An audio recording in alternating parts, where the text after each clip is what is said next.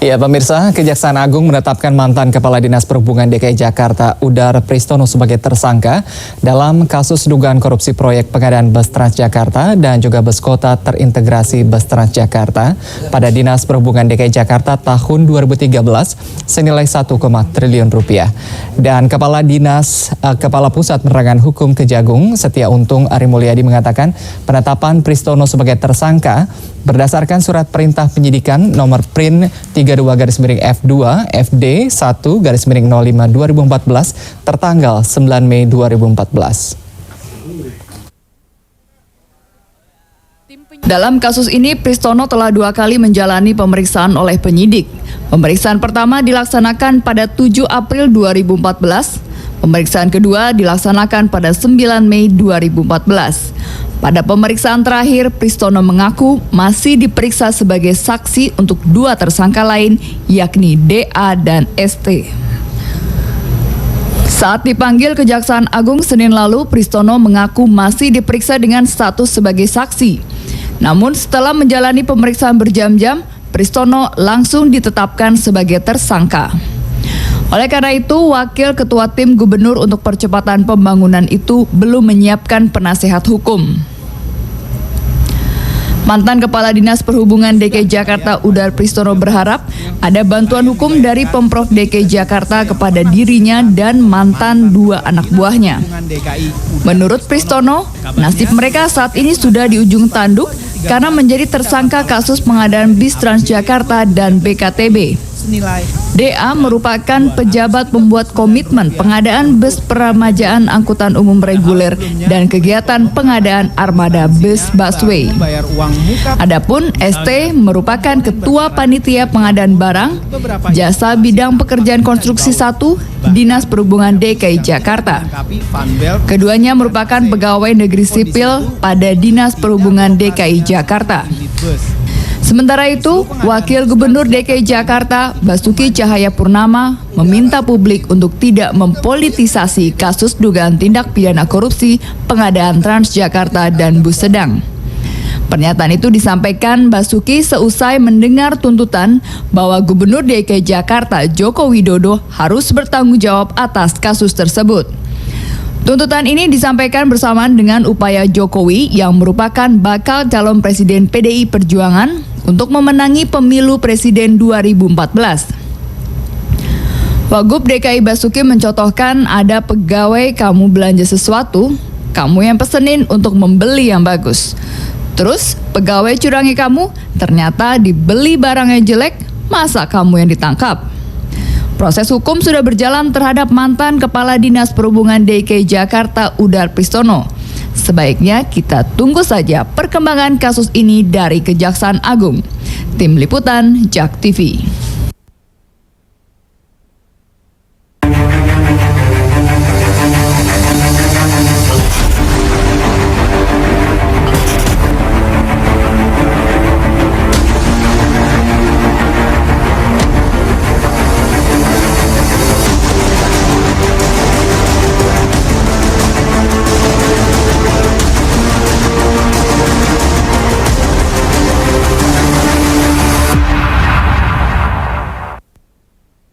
Iya, pemirsa, korupsi bus Transjakarta. Pada malam hari ini kami bahas bersama dengan narasumber kami, yaitu mantan Kepala Dinas Perhubungan DKI Jakarta Pak Udar Pristono. Pak Udar, selamat malam. Selamat malam. Ya, Pak Udar, ini menarik begitu bicara mengenai korupsi Transjakarta. Ini sempat muncul ke permukaan publik khususnya menjelang Pilpres begitu ya. Pak Jokowi naik menjadi capres dari salah satu partai politik sendiri. Tapi kita ingin tahu begitu penetapan sebagai tersangka yang begitu cepat begitu ya. Pak Udar diperiksa 2 kali. Pandangan Pak Udar?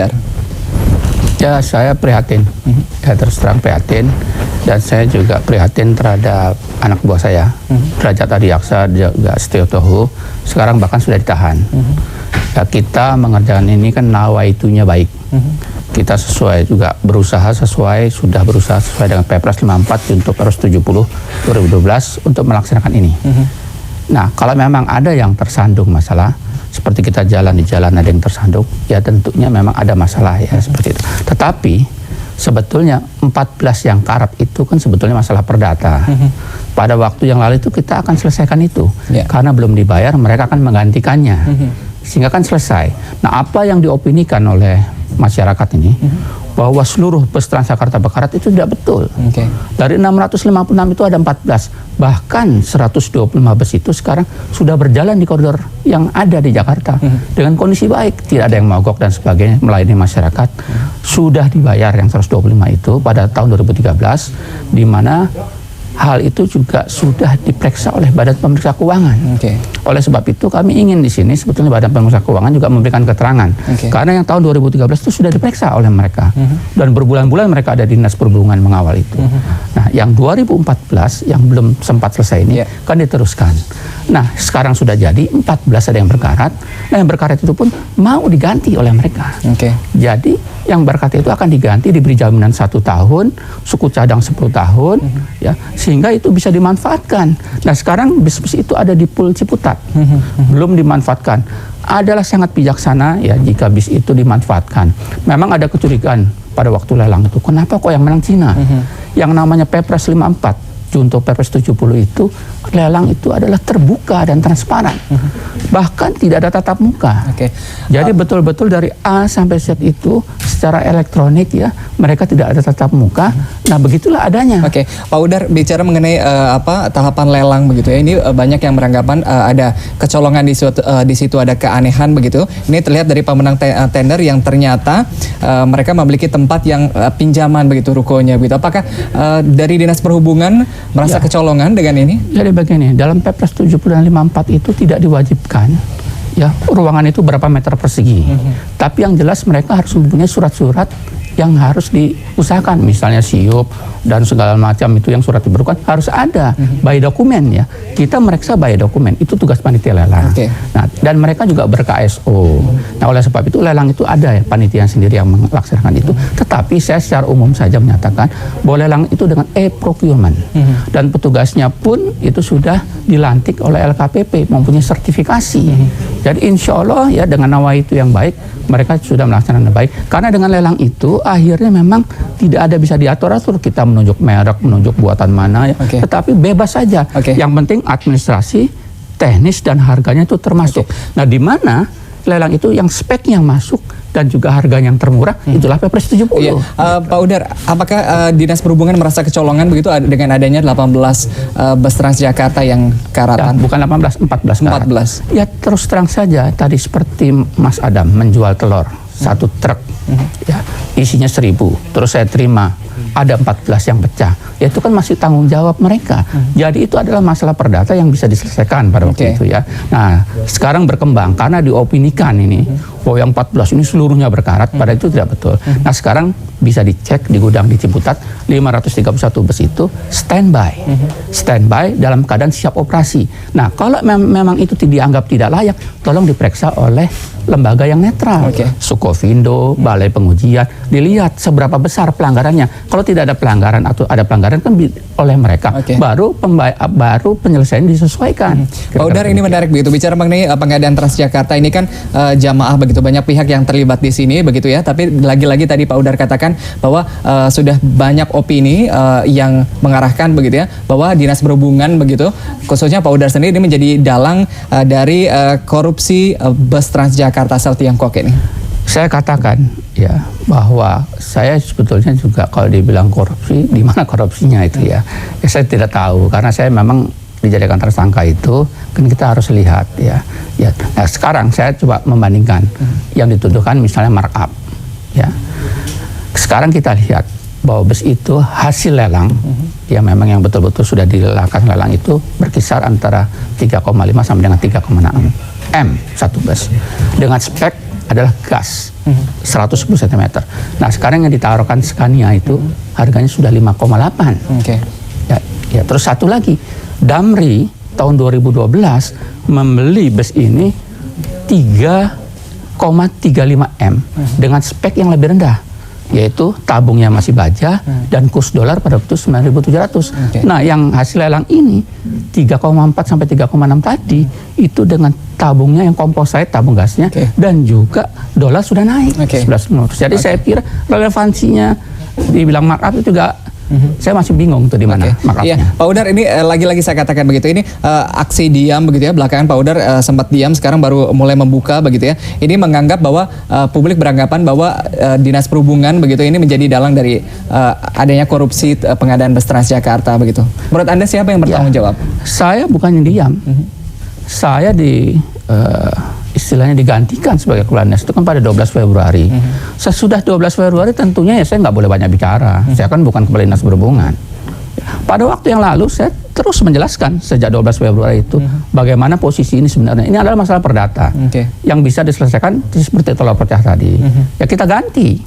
Ya mereka siap mengganti menjaminannya. Nah tetapi 14 karat ini di blow up seolah-olah seluruhnya berkarat. Nah pada yang namanya bis hasil lelang yang China, jadi bukan China aja, ada Indonesia. Bis China itu bukan seluruhnya China. Jadi ada mesinnya yang gabungan, ada juga yang pakai Weichai China itu. Weichai itu terbesar juga di China. Kedua ada juga yang pakai Dosan dari Korea. Bahkan yang dulu itu ada yang pakai Cummins dari Amerika. Konektornya itu Hubner Jerman, itu merek terkenal. Ada yang pakai Icarus. Transmisinya Ellison itu Amerika. Terus ada juga yang pakai Voith atau ZF Jerman. Nah di sini gabungan. Jadi kalau dikatakan China itu kualitasnya rendah, ya lebih baik diperiksa lah oleh Sukovindo atau Balai Pengujian tadi. Iya, Pak Udar ini Anda bisa dikatakan begitu ini Anda merasa dikorbankan begitu untuk kasus Transjakarta ini? Saya tidak merasa dikorbankan. Jadi proyek pengadaan busway ini adalah sudah terstruktur dari atas sampai ke bawah. Ini bukan ujuk-ujuk datang. Ini datangnya dari visi dan misi gubernur. Kan bisa dilihat pada waktu yang lalu Pak Gubernur menginginkan 1.000 bus Transjakarta dan 3.000 bus sedang. Nah kami menjalankan misi dan visi ini yang diterjemahkan dalam RPJMD, Rencana Pembangunan Jangka Daerah. Ya RPJMD itu diturunkan lagi ke Perda 1 tahun 2013. Makanya saya katakan untuk mendapatkan anggaran ini tidak begitu ujuk-ujuk. Ini melalui Perda juga, peraturan daerah. Setelah itu diturunkan melalui daftar penggunaan anggaran. Diturunkan lagi melalui RUP, Rencana Umum Pengadaan. Jadi memang sudah terstruktur. Semua instansi yang ada di Pemprov DKI ini terlibat. Kemudian ada desakan juga begitu ya dari LSM sendiri terkait dengan penanggung jawab Pak Jokowi begitu. Menurut Anda apakah Pak Jokowi perlu bertanggung jawab untuk kasus Transjakarta ini? Ya, jadi kita harus bijaksana melihatnya. Saya Kepala Dinas sebagai pengguna anggaran. Pak Derajat Kepala Sekretariat sebagai PPK, pejabat pembuat komitmen, yaitu Pimpro lah waktu itu. Ada Pak Setio Tohu sebagai panitia lelang. Sebentar Pak ya. Ya tampaknya kita harus break sejenak. Ya pemirsa jangan kemana-mana, informasi lainnya dan juga pembahasan masih akan kami lanjutkan di segmen berikutnya. Usai pariwara tetap bersama kami. Iya pemirsa, korupsi Transjakarta ini masih kami bahas bersama dengan mantan Kepala Dinas Perhubungan DKI Jakarta, Udar Pristono. Pak Udar, ini menarik tadi saya katakan begitu ya, bahwa dengan pemeriksaan 2 kali, yaitu 7 April dan 8 Mei. Pak Udar 9 Mei langsung ditetapkan sebagai 12 Mei sudah ditetapkan sebagai tersangka korupsi Transjakarta. Ada keanehan juga begitu dalam penetapan tersangka ini? Saya kira bukan saya yang menjawab, itu adalah subjektivitas penyidik. Ya, tapi saya sampaikan tadi bahwa saya sebagai pegawai negeri sipil saya siap, karena saya dan anak buah saya yang melaksanakan ini tentunya harus mempertanggungjawabkan ya di depan hukum, ya kita siap. Ya, oleh sebab itu tadi saya katakan bahwa ini sebetulnya kami menginginkan dari bus yang sudah diperiksa 125 itu kan sudah berjalan, tidak ada masalah dan sudah diperiksa oleh Badan Pemeriksa Keuangan. Kami menginginkan juga dimintain keterangan lah supaya ada keseimbangan. Siapa yang harus memberikan tanggung jawab? BPK karena sudah ada di kantor kami sejak pertengahan tahun sampai akhir tahun, yang mereka juga ikut memeriksa. Bahkan sudah ada yang namanya LPDTT, laporan pemeriksaan dengan tujuan tertentu.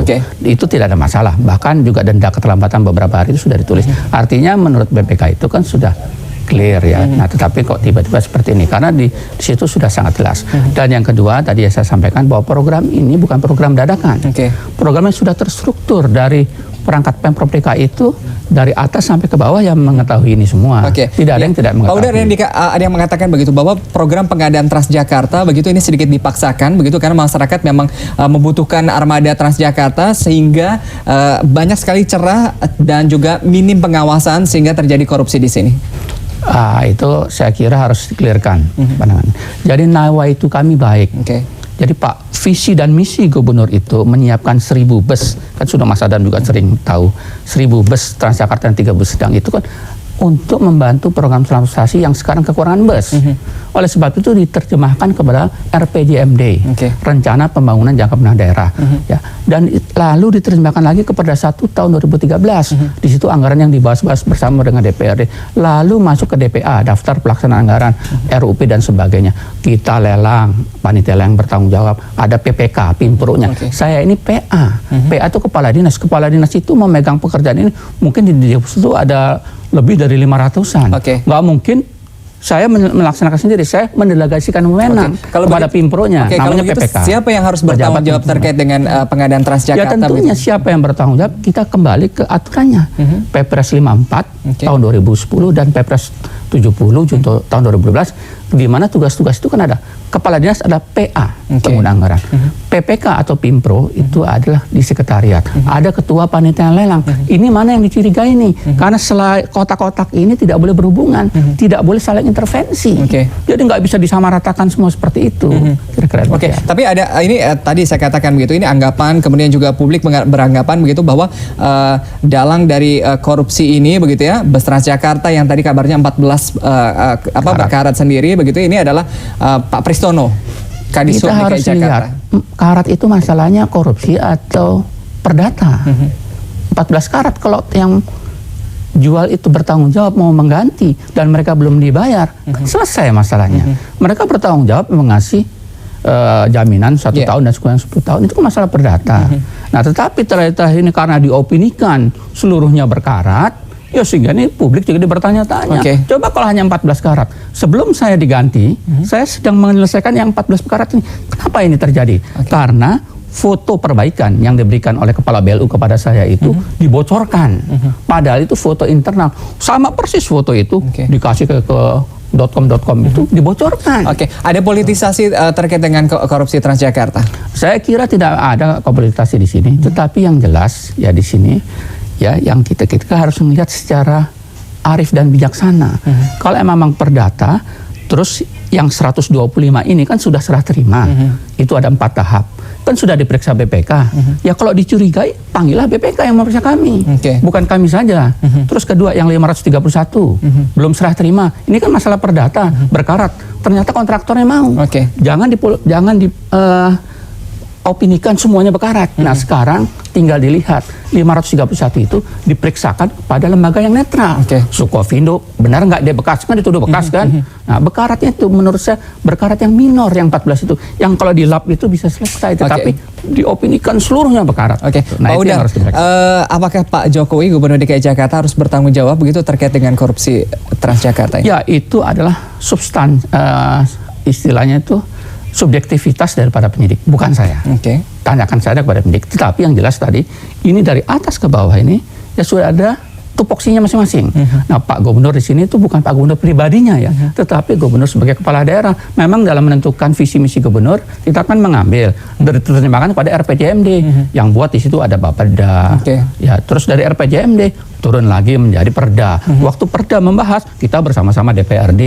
Kan nggak sendiri, bukan Dinas Perhubungan. Dinas Perhubungan itu adanya di ujung. Artinya siap untuk melaksanakan. Artinya kalau misalnya Kejagung ini menetapkan Pak Udar sebagai tersangka dan memang ada dugaan penggelembungan dana ini sebesar 1,5 triliun begitu. Artinya ini ada jamaah begitu banyakan di sini. Harus dilihat proyek ini saja ya 828 untuk yang Transjakarta. Terus 299 untuk yang bis sedang, totalnya 1,1. Kalau dibilang korupsinya ini 1,5, di mana jadinya? Proyeknya saja 1,1 itu barangnya, dan barangnya ada. Bahkan yang 125 sudah jalan, yang 531 ada di gudang Ciputat. Gitu. Tolong dilihat. Iya, Pak Udar, kemudian langkah hukum apa yang akan Anda lakukan? Apakah ada bantuan hukum dari Pemprov DKI Jakarta? Saya tetap saja sebagai pegawai negeri siap. Ya kan saya udah katakan, saya dipindahkan kemana saya siap, diperiksa siap, ya. Dan saya prihatin kepada nasib anak buah saya yang sekarang sudah ditahan, ya. Nah sekarang ya kita bantuan hukum tentunya kita harapkan, ya karena kita kan pelaksana teknis ini juga tidak mengerti hukum seluruhnya. Tetapi tolonglah melihat ini yang bersih, dan tolonglah juga misalnya tadi instansi yang terlibat itu membantu menjelaskan. Misalnya Badan Pemeriksa Keuangan, mereka sudah turun memeriksa paket kami. Terus juga ada BPPT di sini, yang BPPT ini sangat penting. Nah, BPPT ini adalah konsultan perencana. Nah, saya juga tidak meragukan keahlian BPPT karena lembaga negara satu-satunya yang ada di Indonesia ini yang ahli mengenai pengkajian teknis. BPPT itu juga sekarang ditetapkan jadi tersangka. Sebetulnya apa yang kita lihat di sini, kita sudah melaksanakan Perpres 54 dan Perpres 70 itu secara urut gitu. Insya Allah ini akan menaungi itunya baik, ya tidak ada masalah. Iya, Pak Udar, Anda adalah kepala dinas yang kedua begitu yang terlibat dalam kasus pengadaan Transjakarta. Sebelumnya Pak Rustam Effendi sudah divonis 3 tahun terkait dengan pengadaan koridor 1 begitu ya. Apakah ini banyak yang mengatakan begitu ya bahwa anggaran transportasi khususnya bus Transjakarta ini cukup seksi begitu karena pengawasan yang kurang, kemudian juga faktor armada yang harus dipaksakan untuk dipenuhi begitu sehingga kontrolnya ini kurang. Ya, saya katakan tujuannya daripada ini kan bukan untuk proyeknya, tujuannya untuk supply bus untuk melayani masyarakat. Itu yang dilihat, bukan supply busnya. Kita kan bukan proyektor. Nah, saya juga menjadi kepala dinas juga bukan mau saya. Saya ditunjuk karena memang latar belakang saya transportasi. Tetapi memang proyek ini berbeda dengan yang lalu. Kalau yang lalu itu pada waktu Pak Gubernurnya Pak Fauzi Bowo, saya paling banter cuma 30-an. Sekarang 600-an sampai 650. Oleh sebab itu mohon bantuan. Saya kan bukan Superman bisa bekerja sendiri. Unsur-unsur yang mendampingi ini tolong membantu, bukan sekarang malah digebukin sendiri saja ya. Karena saya kan bekerja untuk Pemprov, bukan untuk pribadi saya. Menarik begitu. Kalau ada statement Anda begitu, Anda digebuki sendiri begitu, Anda merasa dikorbankan sendiri juga? Bukan, saya ingin sebetulnya ya bagian-bagian yang membantu mengamankan ini ya ikut berbicara lah. Nah, selama ini ya semenjak saya diturunkan sampai sekarang ini sebelum saya diturunkan saya terus yang bicara. Bahkan di sini sudah berapa kali. Nah, tapi semenjak 12 Februari sekarang ini tidak ada yang bersuara. Malah kecenderungannya mengopinikan yang tidak baik. Padahal saya ini kan pegawai Pemprov mengawal pembangunan. Ini saya pegawai negeri sipil, pegawai yang betul-betul dari bawah ya, pejabat yang pengabdian. Nah, tolonglah ini dihargai sedikit bahwa nawa itu kita baik. Kalau kita kesandung, semua orang bisa kesandung. Tetapi bukan artinya kesandung terus kita didiamkan, tapi minimal ya ada bantuan-bantuan. Kan nawa itu kita baik, nggak ada orang ingin mendapatkan bis berkarat. Itu masalah perdata. Yang mengirim berkarat kan bukan kami, adalah kontraktornya itu, suppliernya kan. Iya menarik. Pemirsa, bicara mengenai Transjakarta begitu, memang lagi-lagi anggaran Transjakarta tadi begitu ya tersandung di tengah jalan begitu ya, sehingga ini ada dugaan korupsi begitu. Apakah ada tersangka lain selain Pak Udar begitu? Nanti akan diperiksa oleh penyidik. Dan Pak Udar, terima kasih bergabung bersama kami. Pemirsa, jangan kemana-mana, pembahasan masih akan kami lanjutkan bersama dengan pengamat tata kota dan juga koordinator investigasi dan juga advokasi dari Fitra. Selengkapnya usai pariwara.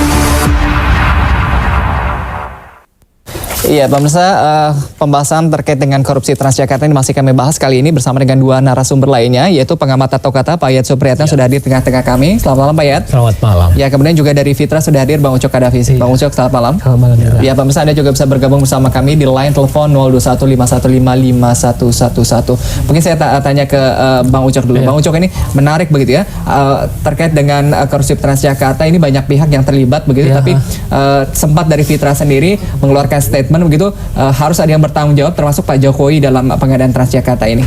Iya, pertama kita melihat undang-undang ya, undang-undang 17 itu yang namanya pengolahan anggaran APBD itu, yaitu yang tanggung jawab itu Pak Jokowi, gitu loh. Jadi semua cash flow duit itu dia harus Pak Jokowi yang itu gitu, sehingga ke bawah juga harus dia kontrol gitu, kayak gitu. Itu yang pertama. Tapi yang menarik ini ada. Pertama kan bus ini kan gini, bus ini waktu pengusaha itu bilang ya di media bahwa itu udah utuh didatangkan dari Tiongkok ke Indonesia, gitu kan, Tiongkok di Indonesia gitu. Tapi kalau kita lihat dalam hasil audit BPK semester 2 tahun 2013, ternyata bus itu bukan didatangkan secara utuh dari Tiongkok ke Indonesia, tapi mesin-mesinnya doang. Jadi kerangkanya itu dibuat di Indonesia kayak gitu loh. Karena itu hasil uji sampel mereka anggota BPK ini ke paket 1 dan paket 4 gitu kan, paket 1, dan ternyata beberapa keterlambatan itu misalnya masalah itu tadi mesin yang gas itu Pak, itu susah gitu, itu keterlambatan gitu kan, sehingga dalam hasil audit itu bukan adanya penyimpangan gitu, tapi adanya keterlambatan dalam pembuatan bus ini gitu kayak gitu. Jadi sebetulnya bis ini bukan utuh didatangkan ke Indonesia. Kalau itu kan berkarat karena dia karena berkarat karena banyak di dalam teknis pengiriman. Iya, pengiriman gitu kan. Ternyata dibuat di Indonesia gitu. Kayak menarik gitu. Pak Yat bicara mengenai mekanisme begitu ya. Kabarnya sendiri DPRD termasuk juga Dinas Perhubungan ini kecolongan terkait dengan adanya 14 bus Transjakarta yang berkarat. Ya ini begini, memang kalau lihat dari mekanismenya kan, kalau dari visi misi gubernur tadi dikatakan ingin mempercepat pelayanan Transjakarta Dermaga dengan mengadakan 1000 bus. Pada proses pengadaan ini, pembahasan anggaran untuk penyediaan anggaran, memang DPRD ikut membahas proses itu. Tapi begitu dia diputuskan, maka persoalan pelaksanaan oleh eksekutif. Nah, di pelaksanaan di tingkat eksekutif pun ada proses mengacu kepada Perpres 54 tahun 2010. Di situ kan ada pengguna anggaran, kuasa pengguna anggaran, pejabat pembuat komitmen, pejabat penyedia barang, pejabat pemeriksa hasil penyedia barang. Nah, ini kan mata rantainya panjang. Nah, dari mata rantai yang panjang sebetulnya bisa dilihat di mana sebetulnya celah terjadinya penyimpangan itu. Kalau dikatakan tadi bahwa ini terkait persoalan perdata, maka dilihat dari kontrak yang dibuat di dalamnya. Kalau terkait dengan masalah spesifikasi, memang harus diakui DKI itu mewajibkan semua angkutan umum yang akan dioperasionalkan mengacu kepada Perda nomor 2 tahun 2005 itu harus berbahan bakar gas. Dan sebetulnya kalau DKI ini lucu loh. Kalau mengacu kepada Perda nomor 2 tahun 2005 yang diwajibkan menggunakan gas itu bukan hanya angkutan umum, semua kendaraan operasional DKI menggunakan gas. Apabila melanggar mengacu kepada pasal 41, semua pejabat kena.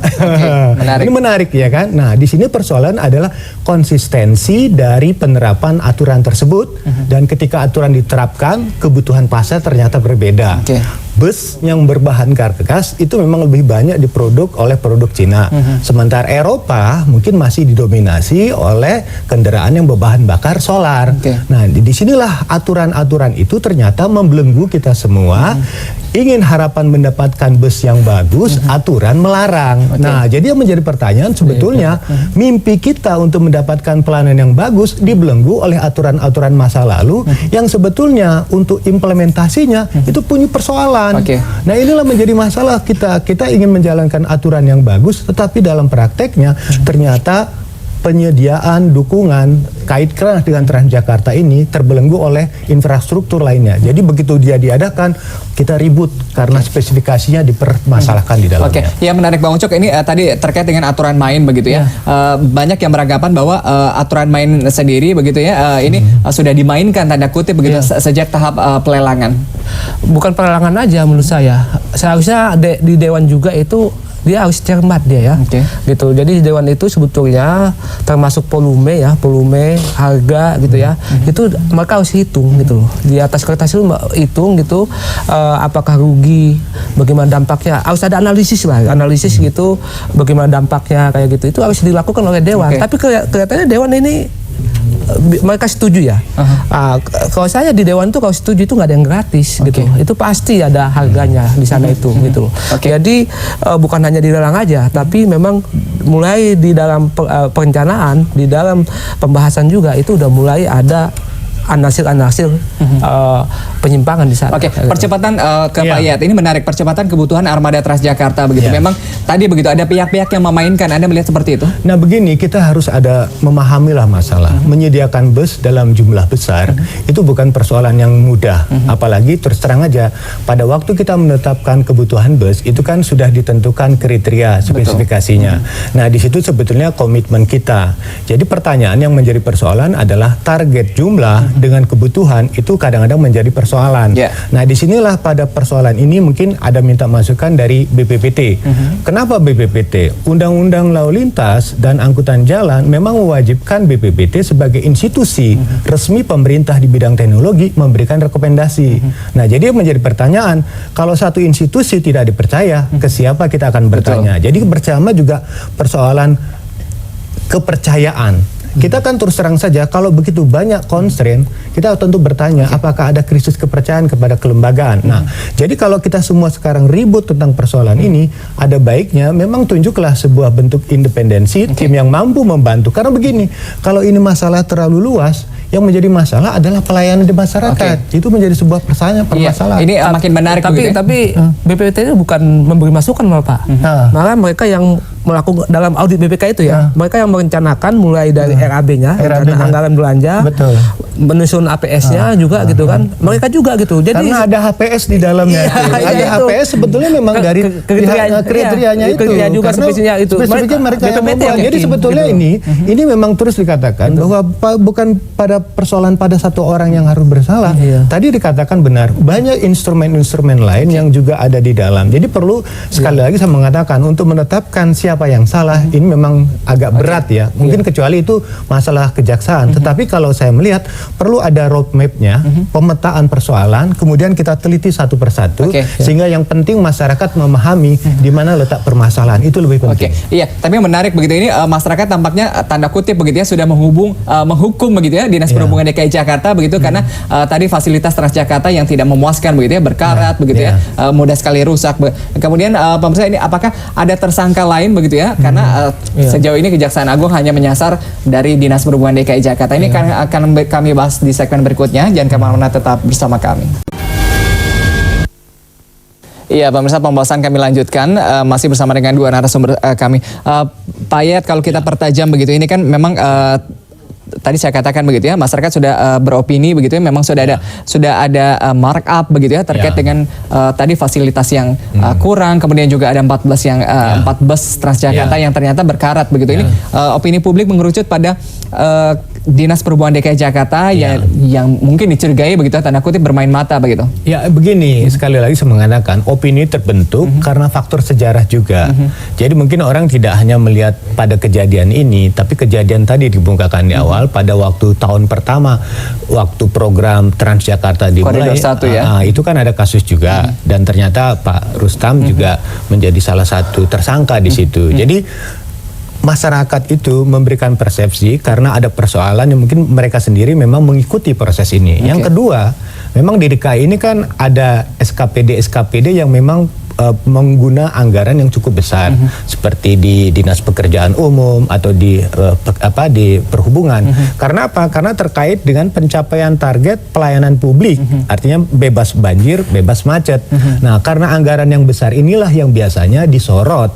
Nah, makanya mau tidak mau keberanian kita, satu hal dikatakan di sini bahwa Perpres 54 tahun 2010 itu memang mewajibkan semua proses itu terbuka, akuntabilitasnya harus bisa dipertanggungjawabkan. Tadi dikatakan pakai e-katalog, ya kan? Itu harus super jelas. Jadi spesifikasinya diikuti oleh masyarakat. Jadi apa yang kita dapatkan dari hasil sekarang ini, artinya ada kesempatan pembelajaran untuk melakukan proses perbaikan supaya kasus-kasus ini tidak terbentuk kepada persoalan kriminalisasi, tapi melupakan aspek utamanya bagaimana mengatasi persoalan pelayanan kepada masyarakat. Terlepas ini ada kasus hukumnya, kita serahkan saja kepada persoalan pengadilan atau kejaksaan untuk menuntaskan dan sambil didukung oleh adanya bukti-bukti baru yang membentuk di mana sebetulnya kalau ada kesalahan, di mana sebetulnya harus dilakukan upaya perbaikan. Tapi yang paling penting dari semua ini adalah jangan sampai visi misi kita untuk mengatasi masalah kemacetan di Jakarta terbelenggu oleh persoalan-persoalan seperti ini. Memang satu, masyarakat berharap setiap upaya perbaikan pelayanan publik khususnya angkutan umum itu harus yang terbaik. Tetapi aturan-aturan pun kadang-kadang menetapkan yang paling murah, ya kan? Itu pemenangnya. Padahal terus terang saja ini kadang-kadang apakah aturan ini yang mendorong, karena orang selalu punya persepsi kalau murah pasti kualitasnya buruk. Oke. Tapi kalau mau mahal, belum tentu itu bisa menang. Betul. Nah, ini perlu kita persepsikan secara benar. Karena sekarang kan ada upaya untuk mendatangkan sebuah bentuk prototipe baru Betul. dari Eropa untuk menjadi sebuah bentuk pengganti. Tapi menjadi pertanyaan kan, ada kasus lama yang betulnya harus juga diselesaikan sebelum produk baru. Jadi clear secara hukum, clear untuk pelayanannya. Oke, ya ini bus baru ini kan dari Swedia begitu, ini Ya. akan didatangkan untuk menjadi Transjakarta yang baru begitu. Apa yang harus dilakukan oleh Pemprov DKI Jakarta begitu untuk tadi agar tidak gagal dan tersandung lagi di jalan untuk kedua kalinya? Ya pertama Perda itu, Perda nomor 2 ya. Nomor 2 tahun 2005. Itu harus diubah dulu gitu loh. Karena itu kan Perda itu kan harus PBG ya gitu. Ya.